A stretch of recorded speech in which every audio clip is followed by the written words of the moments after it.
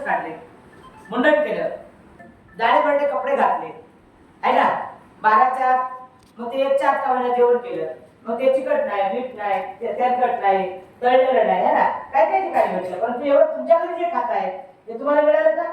नाही मिळालं. हिचं जे संन्यासी दिवस सात्विक, त्याला सात्विक घेऊ नका, अशा पद्धतीने तुम्ही भोजन केलं. त्याग ही गोष्ट तुम्हाला त्याग विकत घेता येत नाही, मोजता येत नाही, चव घेता येत नाही, किलो उसना घेता येत नाही. तो त्याग मात्र स्वतः अनुकरणात जाणणे आणि मानणे फार महत्वाचं. आणि म्हणून आपण सर्वांनी संन्यासी जीवन, भिक्खू जीवन, श्रमण जीवन किती श्रेष्ठ असते हे जीवन तुम्ही 1 महिना भोगलं. आज 31 दिवस आहे, बरोबर. म्हणजे संन्यासी लोक जीवन कसं जगतात यावर तुमच्या लक्षात आलं की भिक्खू जीवन कसं असते. भिक्खू जीवन खूप त्याग असते, अतिशय त्या फणसाच्या काट्यासारखे त्याचे जीवन असते. भिक्खू हा फार मोठा, त्याला कठोरतेने जगावं लागते. त्याचं स्वतःचं रक्षण करण्यासाठी, समाजाची धर्मचळवळ चालवण्यासाठी तो किती जरी प्रेमळ असेल तरी त्याला एखादी बाजू कठोर घ्यावी लागते. मग त्यासाठी स्वतःची बाजी लावण्याची वेळ आली तरी चालेल, पण तो कठोरतेने बोलते. याचं कारणच म्हणजे तो कठोर आहे असं म्हणता येणार नाही, पण त्याला ती बाजी मारून द्यावंच लागेल. कारण त्याने जर केलं नाही तर सर्व व्यवस्था कोळमळेल. आणि म्हणून ती व्यवस्था सांभाळण्यासाठी त्याला फणसासारखं, नारळासारखं जीवन जगणं हे त्याच्या वाटेला आलेलं असते. त्याला संन्यासी असं म्हणतात. लोक म्हणतात नदीचा मूळ विचारू नये आणि संन्यासाचं मूळ विचारू नये. आपण कधी कुठल्या भिक्खूंचं मूळ विचारू नये. हा त्यागाचा पहिला मोठा नियम आहे. दुसरी गोष्ट, जोही बौद्ध भिक्खू असेल, बौद्ध भिक्खुनी असेल, कारण डोक्याचं मुंडन करणं एवढी साधी गोष्ट आहे का? साधी गोष्ट आहे का? तुम्ही जेव्हा मुंडन करता तुमच्या भावना कशा असतात? आम्ही तर गेल्या लहान वयापासून मुंडन करतोय आहे ना. काही लोक एका केसाचा इकडे जर झालं 1 महिना बाहेर निघत नाही, लय लाज वाटते होतं आहे ना. पण चक्क मुंडन करून जाळे भरटे कपडे घालून चक्क लोकांमध्ये बसते, साधी गोष्ट नाही, फार मोठं कौतुकाची गोष्ट आहे. आणि ती कौतुकाची गोष्ट आपण सर्वांनी एवढ्या कमी वयात तुम्हाला संधी मिळाली, सर्वांनी जोरदार टाळ्या वाजवा. तुमच्या आरोग्यासाठी, तुमच्या पतीसाठी, तुमच्या मुलांसाठी, तुमच्या आईवडिलांसाठी सर्वांनी जोरदार टाळ्या वाजवा. कारण त्यांच्यामुळे ही संधी तुम्हाला एवढ्या कमी वयात चिवर घालण्याची संधी मिळाली. भगवान बुद्धाचं चिवर अतिशय मान आहे, फार पवित्र आहे, जगातलं श्रेष्ठ चिवर आहे. या एका चिवराने हजारो चिवर बदलले. आणि म्हणून सर्वात जोरदार टाळ्या वाजवायच्या. बहीण असेल, आई असेल, मावशी असेल, मैत्रीण असेल, ही संधी मात्र एकमेकांमुळे मिळाली. म्हणूनच मी म्हणतो की एकमेकांनी प्रेरणा देऊन तुम्हाला संधी मिळाली. आणि ही संधी मात्र सर्वांना मिळत नाही. औरंगाबाद शहरात किती लाख लोक आहेत? एवढ्या लाख लोकांतून, एवढ्या लाख विद्यार्थ्यांतून तुम्ही एवढे 30-40 लोक, 50 लोक आले, साधी गोष्ट. काही लोक गेले, काहीच्या आई वडिलांनी गेले, काही स्वतः पुढे गेले, काहींनी वाद करून गेले आहे ना. हे अनेक अशा प्रकारे म्हणजे मोठ्या कामामध्ये छोट्या मोठ्या गोष्टी होत राहतात, त्याकडे लक्ष द्यायचं नाही. आणि म्हणून प्रियजनो, तुम्ही तुमच्या आयुष्यामध्ये आजपासून तर शेवटच्या क्षणापर्यंत कुठल्याही भिक्खूंचा अपमान होणार नाही याची काळजी, याची जबाबदारी तुम्ही घ्या. हे मी तुमच्यावरती एक मोठी जबाबदारी देत आहोत. कारण जो चिवटधारी असेल, मग रोडने जात असेल, रोडला बसलेला असेल, दवाखान्यात असेल, कुठल्या कार्यक्रमात असेल, कोणाकडे बसलेला असेल, जिथेही तुम्हाला भिक्खू दिसला, तुम्हाला मी सांगितलं आहे की भिक्खूंचं असं कमरेतून वाकून 3 वेळ वंदन करायचं. जागा स्वच्छ नसेल तर वाकून वंदन करायचं 3 वेळ, नाही तर गुडघ्यावर बसून वंदन केलं पाहिजे. त्यांची चौकशी केली पाहिजे. तुमची तब्येत कशी आहे, तुम्ही बरे आहात का, तुम्हाला कुठं हॉटेल आहे, कुठं नाश्ता आहे, मग तुम्हाला चिवड आहे का, तुम्ही आता इथून कुठं जाणार आहात. आणि आपल्याकडे आलेल्या भिक्खूंना आपण दान देण्याशिवाय जाऊ द्यायचं नाही. पहिला विषय, आपल्या घरी आला जिथं 50 रुपये द्यायचे ते 10 रुपये द्या, पण दिल्याशिवाय जाऊ द्यायचं.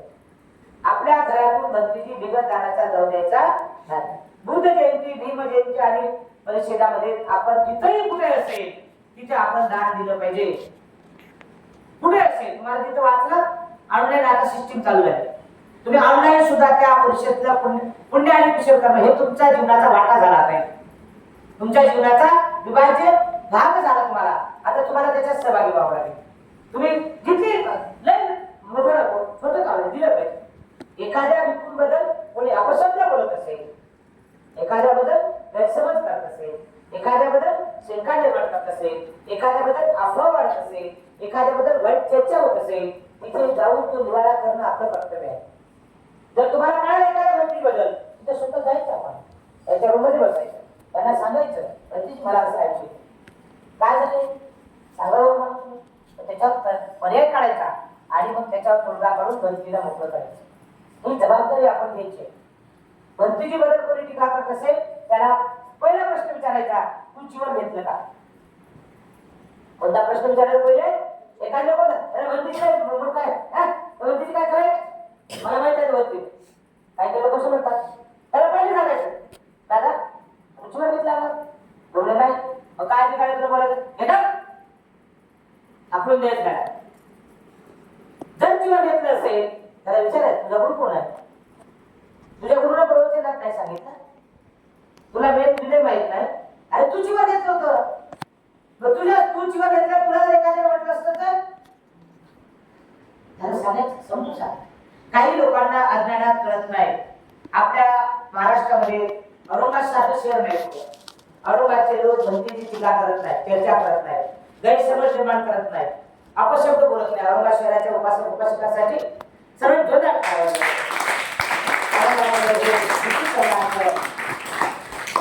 औरंगाबाद शहर हे भिक्खू संघाचं, भिक्खुनी संघाचं माहेर आहे. भिक्खू संघाबद्दल कोणी चर्चा करत नाही, टीका करत नाही. एखाद्याने केली तर लगेच ते सांगताय गबस. म्हणजे औरंगाबाद शहरामध्ये धार्मिकता आपल्या मुलापेक्षाही भिक्खू आणि भिक्खुनीला जीव लावतात. आपल्या मुलापेक्षाही त्यांच्यावरती प्रेम दाखवतात. म्हणून औरंगाबाद शहराच्या उपासकांना खूप खूप धन्यवाद, मंगलकामना. महाराष्ट्रामध्ये काही काही गाव आहेत, शहर आहेत की तिथले सुद्धा भिक्खू आणि भिक्खुनी संघाला जीव लावतात, प्रेम लावतात. त्यांच्यासाठी सर्वांनी जोरदार टाळ्या वाजवा.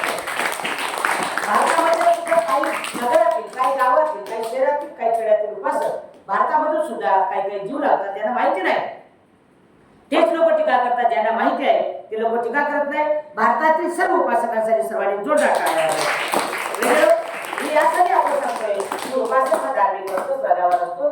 तो आपल्या कमाईतला हिस्सा व्हायचा धर्मासाठी धर्मदान देत असतो. जगत म्हटलं वेचारिकम बहुजनिताय बहुजन सुखाय लोकांना लोकंपाय. जगाच्या हितासाठी आणि सुखासाठी मी जे धर्मदान देत आहे ते धर्मदान आपलं विपुली स्वीकारावं अशी अपेक्षा उपासक ग्रहण करत असते. आणि उपासकाच्या धर्मदानावरती हा कार्यक्रम चालत असतो, हे काम चालत असते. आणि म्हणून आपण सर्वांनी उपासकांना सर्वांना मंगल कामना दिली पाहिजे. सर्वांनी त्यांच्यासाठी जोरदार टाळ्या वाजवा. काही कधीकडे आपण एखाद्या घरात गेलं, आपल्याला धर्मदान देण्याची इच्छा असेल तर आपण लगेचच त्यांना धर्मदान द्यायची. कारण धर्मदान देताना मनामध्ये दोन विचार येतात, देऊ का आणि नंतर देऊ का, देऊ का नंतर देऊ का, देऊ का नंतर देऊ का. असं करता करता जिथे तुम्हाला पर्सेंटेज चांगलं असेल त्या एनर्जीमध्ये पॉझिटिव्ह आणि निगेटिव्ह एनर्जीमध्ये जंपिंग होते. आणि मग जर निगेटिव्ह याच्या जास्त असतील तर पॉझिटिव्ह विचार सुरू होतात. मग म्हणतो जाऊ दे आता नको, आता नंतरच देतो. नंतर म्हटलं की अंतर पडते, नंतर पडलं की सुंदर काय आलंय काय नाही काय आलाया. म्हणून जेव्हाच्या तेव्हा मला आज दान जागृत झालेले आहे, मला आज दान द्यायचं, लगेच द्यायचं. कारण आजचा गेलेला शेकून उद्या येत नाही.